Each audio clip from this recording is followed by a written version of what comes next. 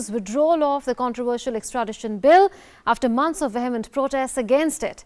And Prime Minister Narendra Modi concluded his two-day visit to Russia for the 20th Annual Summit and the 5th Eastern Economic Forum held in the Russian Far East. All that and more in Global Scan. I'm Manun Bhattacharya. First up, the headlines. Hong Kong offers withdrawal of extradition bill, but protests fail to die down. Dozens take to the streets shouting 5 demands, not one less. Fitch downgrades the city to AA from AA+.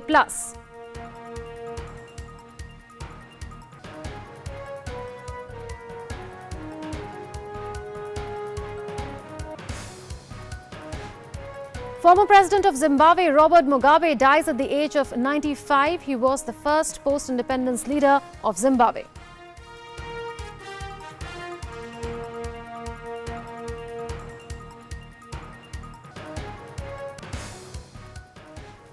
Political turmoil ends in Italy. New cabinet sworn in. Italian Prime Minister Giuseppe Conte unveiled his new cabinet.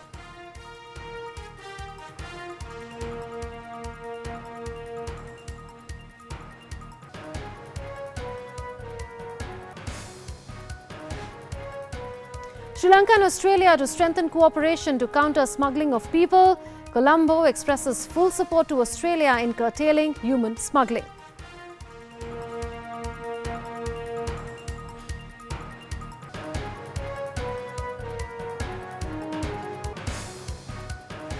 And Toronto International Film Festival kicks off with documentary film Once Were Brothers. Robbie Robertson and the band tells the story of the Canadian songwriter and guitarist from his early years.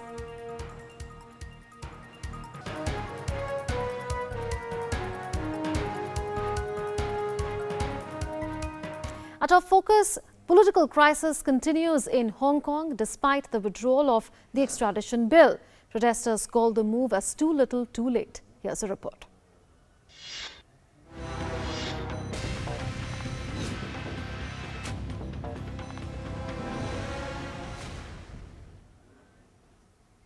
There seems to be no end to political crisis in Hong Kong, despite a major announcement. Hong Kong leader Carrie Lam reiterated her 4 proposed actions to address deep-rooted economic, social and political problems at a press conference. She said the extradition bill that sparked months of demonstration in semi-autonomous Chinese territory will be formally withdrawn in the Legislative Council without the need for debate or a vote. The 4-action plan was announced by Lam on Wednesday, including formally withdrawing the proposed amendments to Fugitive Offenders Ordinance and the Mutual Legal Assistance in the Criminal Matters Ordinance. She also promised full support for the work of Independent Police Complaints Council, direct dialogue with communities, and a review by academics and advisors of Hong Kong's social problems. I want to reiterate here that the sole purpose of the LegCo procedure is to withdraw the bill. This involves the Secretary for Security as a responsible government official to announce in the Legislative Council that the bill will be withdrawn. There will be no debate and no voting. But this withdrawal meets only one of the protesters' key demands. And so, the activists have vowed not to yield until the government fulfills all of them. Demonstrators have been demanding a complete withdrawal of the bill, a fully independent probe into police behavior, amnesty for those arrested, universal suffrage, and a halt to characterization of protest as riots. The extradition bill would have allowed some criminal suspects to be sent to mainland China for trial. Opponents say the bill would give China greater influence over Hong Kong. The move has failed to appease many protesters, with dozens taking to streets shouting 5 demands, not one less. With Bureau Input, DD India. And Jaidev Ranade, President, Center for China Analysis and Strategy, joins us now to discuss the situation in Hong Kong after months of vehement protests there. Well, Mr. Ranade, do you think that protests will dilute in Hong Kong with the decision to withdraw the controversial extradition bill? Actually, the protests seem to have gained steam over the last 15 consecutive weeks that they've been going on. And right now, this is one demand that has been met It's a demand that can be, it's an action that can be interpreted in two ways. One, that Carrie Lam and the China-sponsored Hong Kong Special Administrative Region authorities have succumbed to popular demand after long protests, or the second, that they are buying time. I think as far as the protesters are concerned, they are going for broke, and particularly when we look at their demands for universal suffrage, for election, that is by popular election of the CE, Chief Executive, and the LegCo, and of course, the crucial demands as far as they are concerned, which is no description of the protesters as rioters, and considering that China has already described some of them as black hands, which means there will be action taken against them once the heat subsides. One crucial demand of the protesters is of universal suffrage or elections to the post of Chief Executive and to the Legislative Council. Do you see that being accepted going forward, or is it too much to ask for? Well, let's see what happens. It's a very major demand actually, because what it does is it in fact questions Beijing's authority to appoint the Chief Executive in Hong Kong, and basically to assume for Hong Kong democracy as the rest of us understand it. As far as Beijing is concerned, however, they've done two things indicating their position. One, the appointment of the Chief Executive is done by them. They also have a Hong Kong and Macau Affairs Office which monitors what's happening in Hong Kong. And the second, they've said that the final court of appeal on matters concerning to Hong Kong will lie in Beijing. So China by itself seems unwilling to accede to this demand, and I think if they even had to do it, it would be with extreme reluctance. I don't see really how China will give in to this particular demand. You said that the Hong Kong administration may be trying to buy time. What would they buy time for? Well, they'll be hoping that the steam runs out as far as the demonstrators are concerned. You see, let's see that they've been at it for 15 consecutive weeks now. The numbers have been very high, but the last week the numbers have dropped a little, indicating some fatigue that may have set in. The second is the extent of international support, or shall I say strong support for the protesters. There has not really been forthcoming. The people have been careful in the kind of comments they've made so as not to unduly upset China. There is of course concern. There are of course indications that if China really cracks down on the demonstrators with physical violence, like in the case of the Tiananmen, then there will be a very strong international reaction. But at the moment that's not happening. The third are the demonstrators themselves, the leading figures in the demonstrations. They would be apprehensive by now of their future, knowing full well how the Chinese have reacted. Let's not forget that the umbrella movement people who undertook Occupy Central a couple of years ago, they have been systematically picked up and punished, and I think China will be looking to do that here. So there is that apprehension among them, and that might contribute to a drop in the intensity of protests. I don't think it will die out entirely, but there might be a decline. How do you see the change in stated position of China on the Hong Kong protests? Because initially it was quite restrained, and later it issued verbal warnings to protesters, even called them rioters, and said what they are doing is near terrorism. In fact, I think China has been deeply embarrassed by the protests. Let's not forget that Hong Kong was taken over or went back to China and has been in that condition for about 20 years, enough time for the two to have found space for accommodating each other, for having accepted each other. That obviously has not happened. The people of Hong Kong are still, from what it appears, resentful of some of the conditions which China applies on them. The second is the leadership inside China. I think not only are they seriously embarrassed, but there are differences that appear within the top leadership, that is the Politburo Standing Committee membership. I think Xi Jinping has already made a comment in the middle of last month saying that those who are responsible for this must resolve it.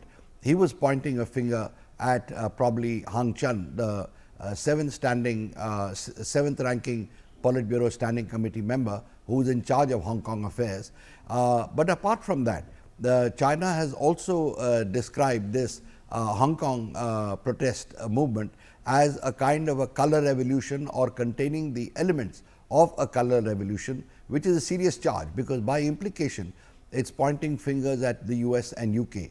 But I think the other concern for the Chinese will be that the news of these protests, the adverse fallout of these protests may be felt in other parts of China, and that is what they are very apprehensive about. It's not like the old days that they could just blank out all the news. They are trying to do that, but after all there are a lot of Chinese who are traveling abroad. So, we do see, we do get reports about extra security precautions being taken around major cities or where there are autonomous regions where there are ethnic minorities in large numbers. Has Hong Kong's reputation as a major global commercial hub taken a beating as a result of what's going on there? Yes, it has. I think as it is with the rise of Shenzhen and Shanghai, Hong Kong's importance to China has dropped, and today its contribution to the Chinese economy is around 12 odd percent, which is quite a drop from what it was earlier. Secondly, a large number of Hong Kong's wealthy have shifted their capital out after these troubles started. They've acquired residences abroad and moved the money out.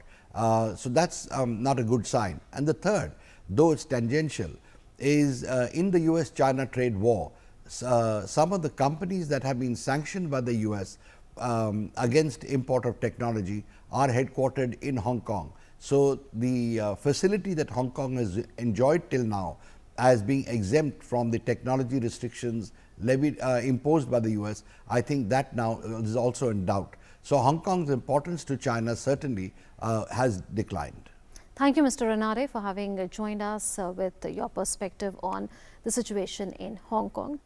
Prime Minister Narendra Modi has concluded his two-day visit to Russia, where he had gone for the 20th annual summit with Russian President Vladimir Putin and for the Eastern Economic Forum in Vladivostok, which is the capital of the far eastern part of Russia. Let's take a look at what transpired and the outcomes of the visit of Prime Minister Narendra Modi to Russia. A new high for India-Russia ties. PM Modi and President Putin chair 20th India-Russia annual summit in Vladivostok. Alternatively, this takes place in India and Russia. The last one, the 20th one, was held in Russia. PM Modi becomes the first Indian PM to visit the Russian Far East. This is a point that the Prime Minister repeatedly made in his public statements in Russia as well. He spoke about quantitative and qualitative changes in bilateral relationship or partnership that have come in the last several years.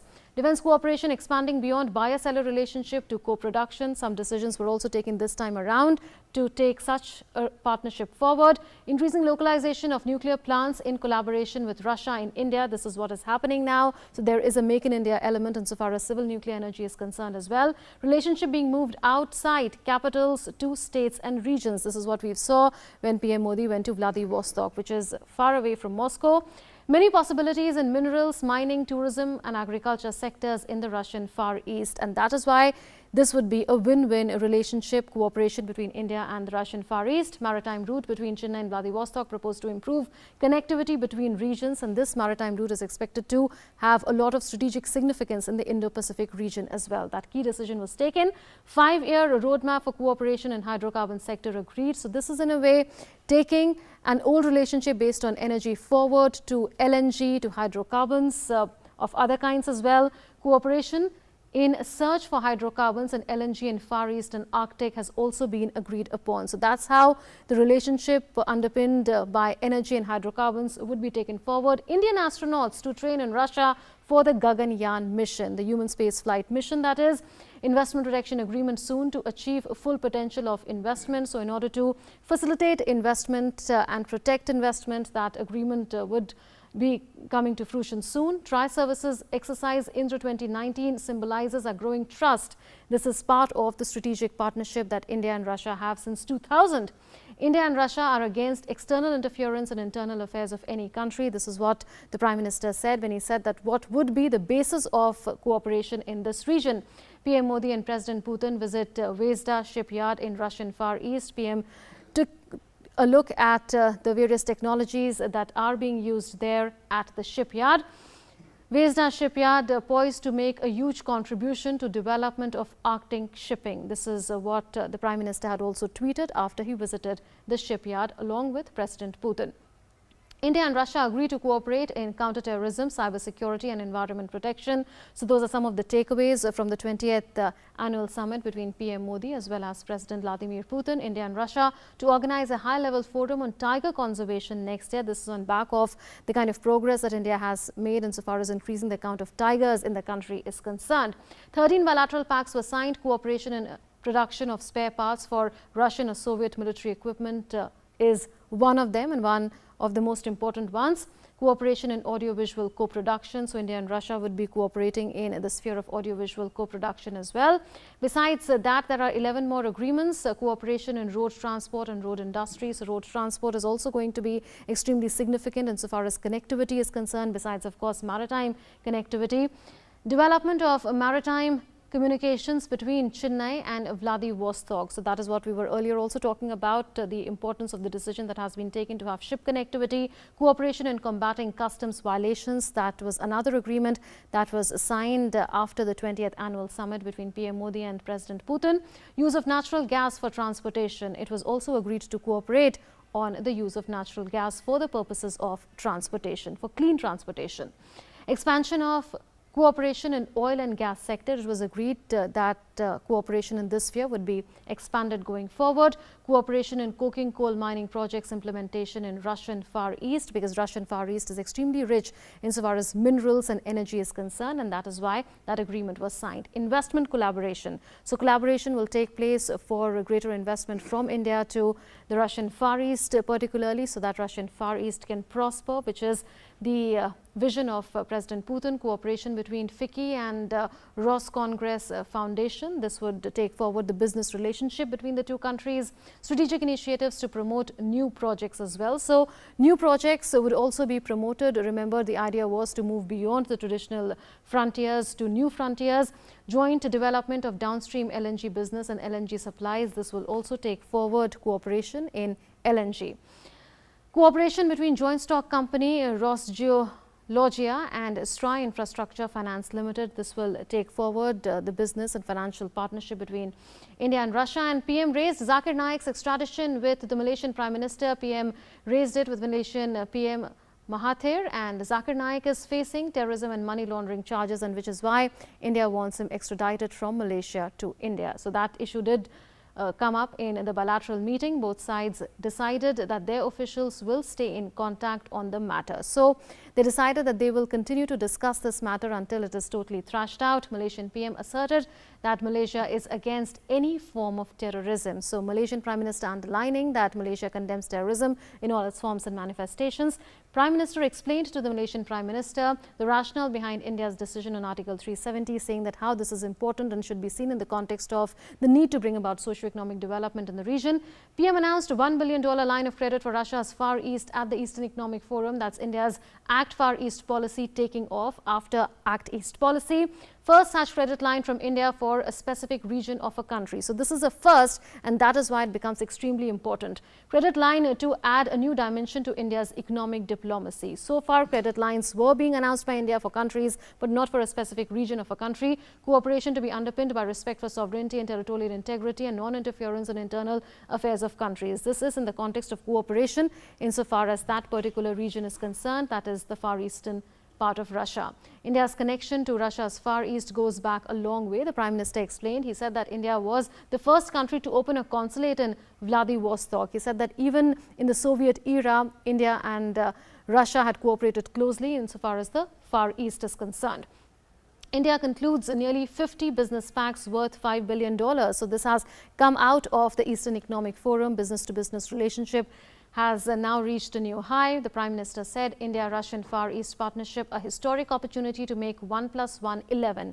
He said that instead of making 1 + 1 2, it will make 1 + 1 11. That is the kind of potential that this partnership between India and Russia has. So that's about the takeaways from Prime Minister Narendra Modi's visit to Russia. Let's take a look at some more international news stories. Robert Mugabe, who led Zimbabwe with an iron fist from 1980 to 2017, has died at the age of 95, the country's president announced on Friday. The announcement was made by the country's president. He tweeted saying, Mugabe was an icon of liberation, a pan-Africanist who dedicated his life to the emancipation and empowerment of his people. His contribution to the history of our nation and continent will never be forgotten. May his soul rest in eternal peace. On leading Zimbabwe to independence from Britain in 1980, Mugabe was feted as an African liberation hero and champion of racial reconciliation. But later, many at home and abroad denounced him as a power-obsessed autocrat willing to unleash death squads, rig elections and trash the economy in the relentless pursuit of control. Mugabe was forced to resign in November 2017 after an army coup. Italy got a new cabinet of ministers this week, which is a result of a coalition between two rival political parties with different set of ideologies. Italian President Sergio Mattarella swore in the new cabinet, drawn primarily from the anti-establishment Five Star Movement and the centre-left Democratic Party. Among the 21 ministers in the list, 10 are from the Five Star Movement, with Luigi Di Maio, the leader of the party, to be the foreign minister. 9 more are from the centre-left Democratic Party. The key position of Interior Minister will be taken by a technocrat of immigrant issues who is not affiliated to any party. The high-profile Interior Ministry, presided over by Salvini for the past 15 months, went to Luciano Lamorgese, who is a career civil servant. The cabinet, led by Italian Prime Minister Giuseppe Conte, is expected to improve ties with the European Union and adopt a softer stance on immigration. Prime Minister Conte said that he hopes the new cabinet will help build a better Italy.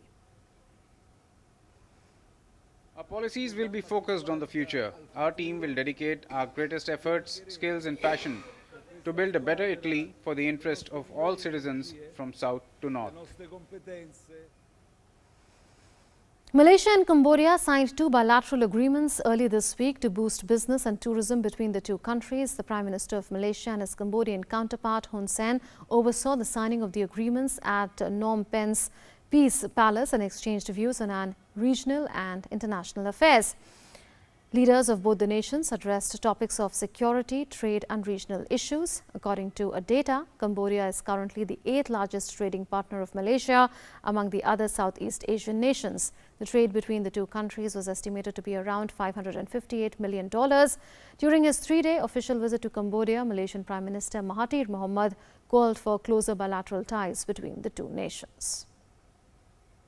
I am very grateful for the invitation to visit Cambodia and also for the very good arrangements made for this visit. We believe that in time our countries would become very well developed through this kind of cooperation and working together. Australia and Sri Lanka are planning to work together in order to crack down on human trafficking, the head of Australian Border Protection Operation Force has said. Major General Craig Furini said that there has been a slight increase in Sri Lankans seeking to enter Australia by boat recently.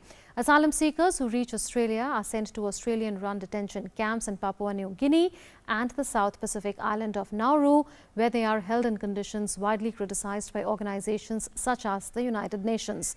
The Major General said that both the nations will work together to meet their national security goals.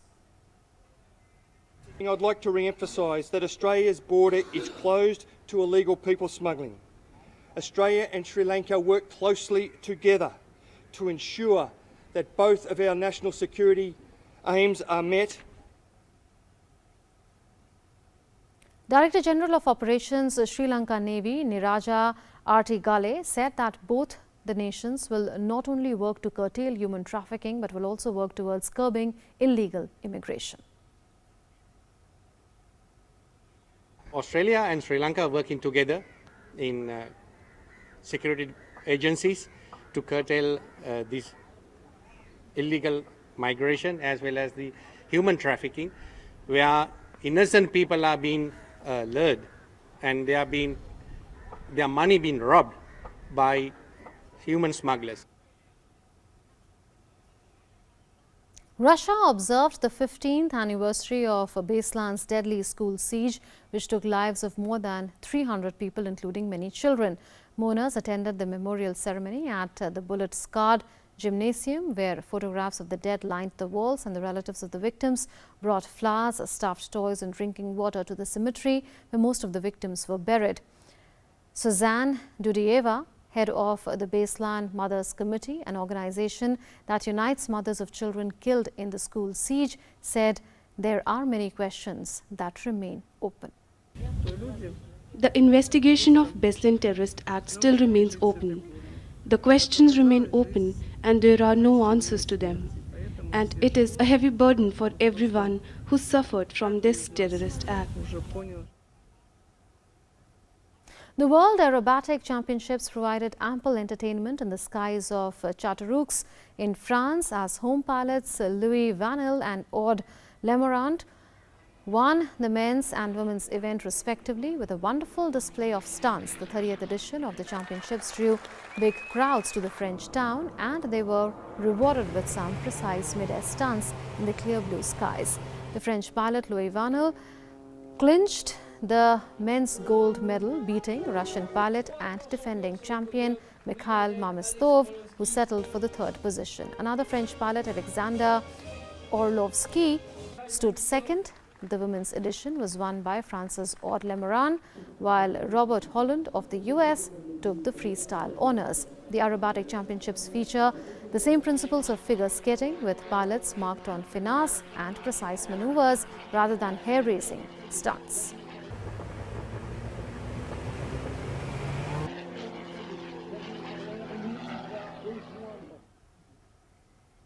The Toronto International Film Festival opened on a decidedly Canadian note on Thursday with a documentary about influential rockers, the band, kicking off 10 days of movies vying for attention in the upcoming Hollywood Awards season.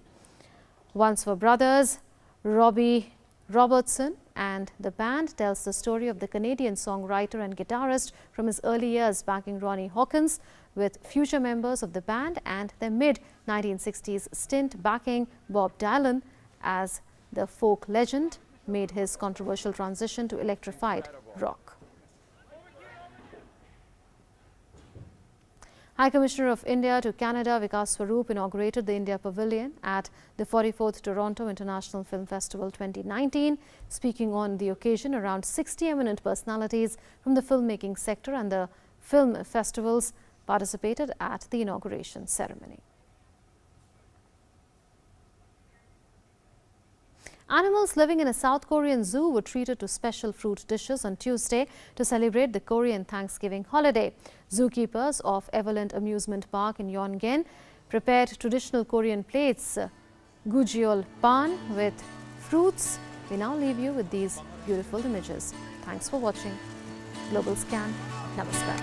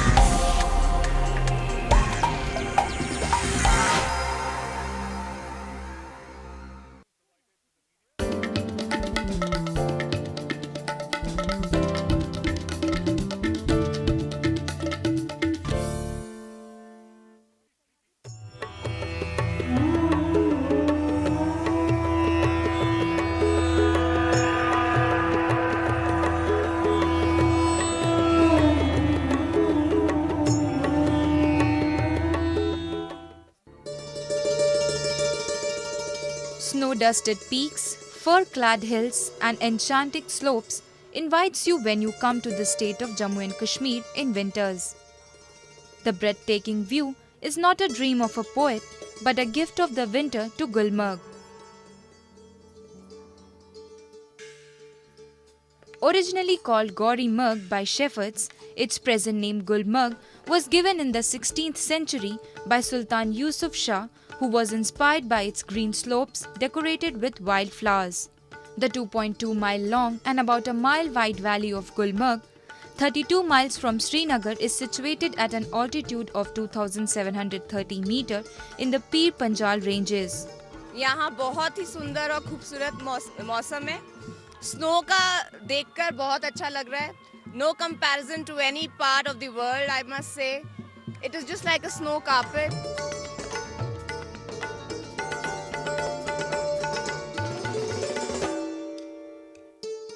What makes the visit to this place much more pleasurable is the warm welcome that you receive from the locals.